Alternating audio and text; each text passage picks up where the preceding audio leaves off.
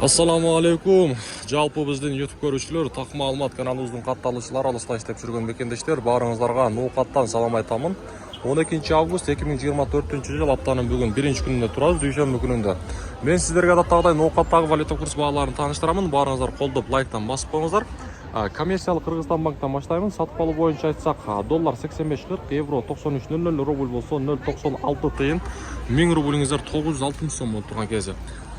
Анан дагы туугандар, мен сиздерге кечээ күнү дагы айтканмын, мына ушул астагы номерлерге байланышып, эгерде кимде-ким Россияда, Москвада боло турган болсо, заграница маселеси боло турган болсо, ушул номерге чалып туруп, ишеничтүү туугандар, байланышыңыздар буйруса биздин мына ушул баракчабыз аркылуу, биз аркылуу барсаңыздар, сөзсүз түрдө скидка сиздерге арзан болот.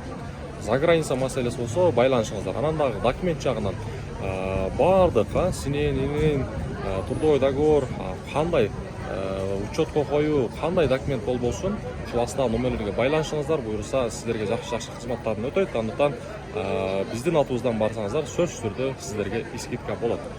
Эми болсо мен сиздерге кайрадан курстарды тааныштырууну баштайын. Рубль 0.96 тыйын, Вайчун банк болсо 0.955 тыйын экен. Бул жакта бүгүн негиз караңыздар, элдерди өтө көп.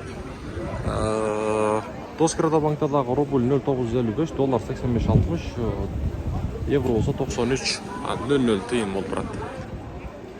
Акча алмаштыруучу жер обменниктер доллар 85.50, рубль болсо 0.955, казак теңге 17 тыйын, өзбек сум 0.65 тыйын болуп турган кези.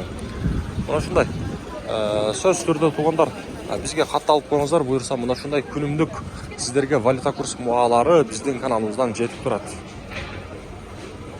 Азия банктадагы рубльдин абалы 0.955 тыйын,